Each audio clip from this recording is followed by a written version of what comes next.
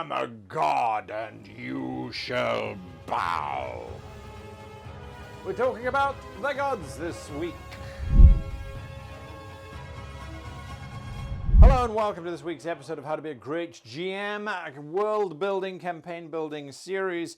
Last time we looked at magic and the limitations that magic had there too. Now we need to look at the gods. The gods are something that frequently happen. They've been part of our narrative fantasy world since we started creating them 5,500 years ago. The Egyptians had gods running around with all sorts of fantastical and wonderful powers.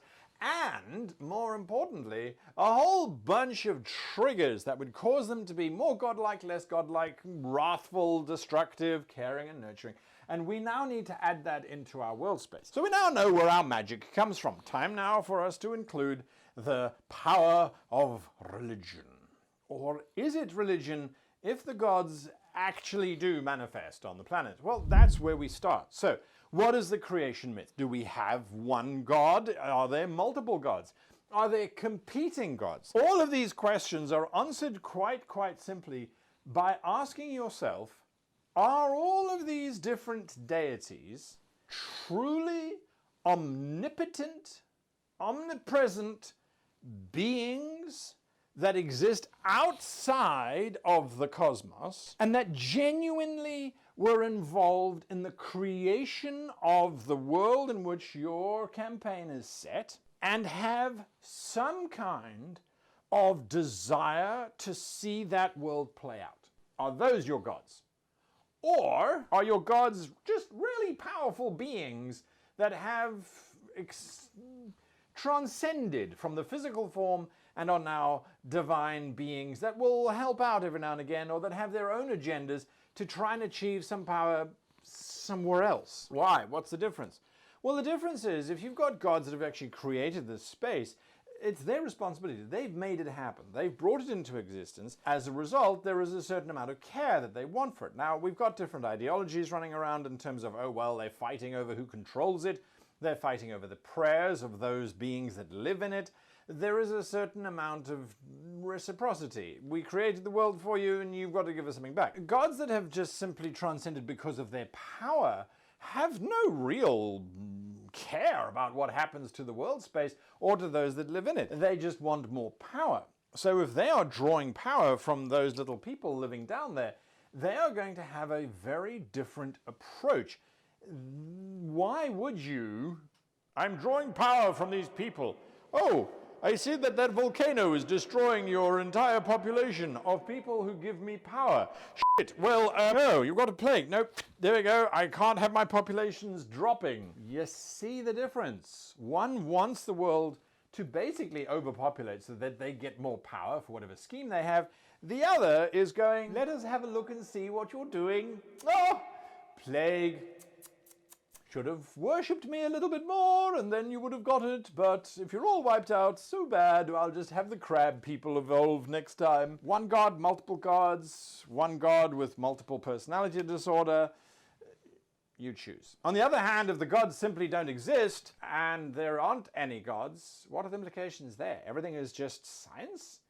There is no predestiny, there is no begging for some being out there to do something that it really doesn't want to do. Once we've got that, and I've been speaking a little bit about it as I've been going, we need to understand where the power comes from. What channels these things? What funnels these things? The notion of, oh no, always has been, always will be. Okay, then why the hell did they do this in the first place? There's got to have been some kind of reason. Oh, well, because they were bought, really? So you're basically just a television show that they're watching? In which case, why should they interfere at all? So then they're non-interference.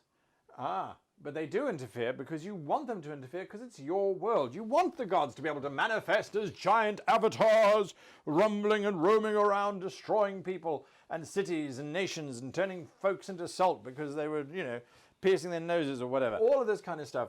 That's what you want. So then you need to figure out where is the power coming from to funnel these gods. Because if you want to have gods' wars where the gods are fighting each other, the gods are not going to fight each other if they are immortal and cannot die. The gods are only going to fight each other if there is something that can be done. I shall lock them away for 1,000,000 years in Tartarus. You are a god who cannot die. 1,000,000 years in infinity is the blink of an eye. It seems like an awful lot of effort to go just for a blink of an eye's worth of peace. No, stupid. I will absorb your power into myself. More interesting, how would that work? Again, where does the power come from? If the power comes from the worshippers, you're going to want your worshippers to survive as long as possible. You're going to want your worshippers to expand, to grow. Aha! So then that leads us to the third point, which is limits. What are the limits of the gods? You may not go down there. You are only allowed to exist up here in the realm of the gods. Down there is for mortals, up here is for immortals. If you go down there, you are mortal whilst you are down there, and if you die, you die. Ooh, that's interesting. Alternatively, if a mortal gets up here, they transcend space and time, so they become immortal by definition. But does that give them any power? Well, no, not unless someone is worshipping them. Can you influence the minds? Can you manifest representatives? Yes or no?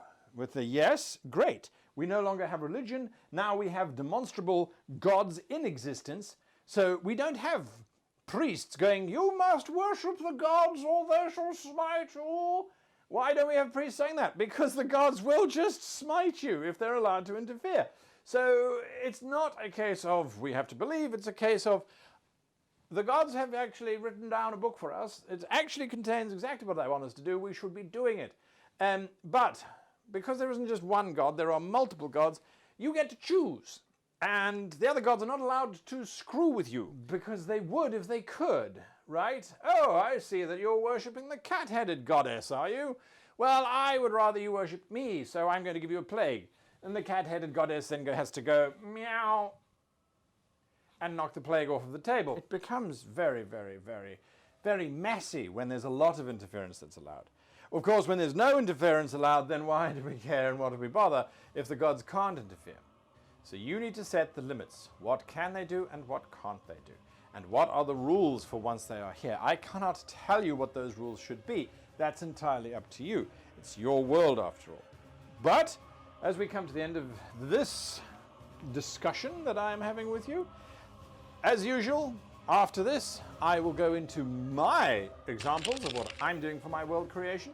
If you are going to hang around with me, that's fantastic. Grab your beverage of choice, get that thinking cap on, and let's create some gods.